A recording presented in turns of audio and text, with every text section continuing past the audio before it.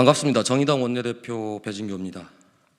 검찰개혁 등 형사사법체계 개편에 대한 정의당 입장을 발표하도록 하겠습니다. 검찰의 수사권, 기소권 분리는 정의당의 확고한 당론입니다. 그러나 검찰의 수사권, 기소권 분리를 골자로 하는 검검개혁이 충분한 수기 과정 없이 양당의 강대강 대치 국면만 이어지고 있습니다. 정의당은 검찰개혁이 정쟁으로 가둬진 것에 강한 유감을 표합니다. 이틀 전 저는 정의로운 사정기관으로의 검경개혁 해결책을 찾기 위해 더불어민주당, 국민의힘, 국민의당 원내대표 회동을 제안했고 짧은 시간이나마 논의를 진행했습니다. 박홍근 더불어민주당 원내대표께서도 정의당이 제안하는 내용을 법사위에서 충분히 반영하겠다고 약속하신 바 있고 권선동 국민의힘 원내대표께서도 정의당이 중재안을 내달라고 요청하신 바 있습니다. 그간 정의당은 대표단, 의원단 연석회의를 통해서 검경개혁과 관련된 정의당의 입장을 토론하고 논의해 왔습니다.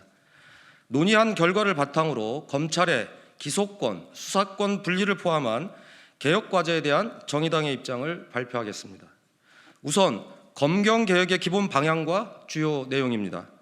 첫째, 기소권과 수사권을 분리하되 권한과 기능만이 아니라 수사 역량 등 조직 분리를 함께 추진한다.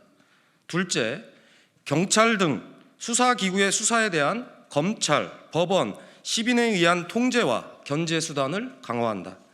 셋째, 과대화된 수사기관의 권한 분산을 위해 수사경찰과 자치경찰, 수사와 정보 단위를 분리하고 국가경찰위원회 등 실효성 있는 민주적 통제 방안을 제도화한다.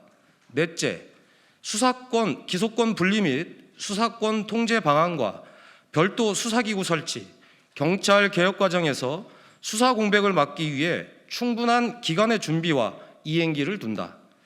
다음은 이러한 검경 개혁을 추진하는 방식에 대해서 말씀드리겠습니다. 첫째, 1차 수사권 조정과 경찰에 대한 민주적 통제 등에 대한 평가가 우선되어야 한다. 둘째, 2차 검경개혁 등 형사사법체계 개편은 이해 당사자를 포함한 충분한 수기 과정을 거쳐 종합적 개혁안을 마련해야 한다. 이상 정의당의 검경개혁과 관련된 입장입니다. 견제받지 않는 권력은 부패합니다. 무소불위의 권력은 민주주의에서 존재할 수 없습니다. 검경개혁도 이런 입장에서 추진해야 한다는 게 정의당의 일관된 입장입니다. 형사사법제도가 권력보다 국민을 위한 제도로 거듭나기 위해 정의당이 제시하는 안이 함께 논의될 수 있도록 양당의 숙고를 촉구합니다. 이상입니다.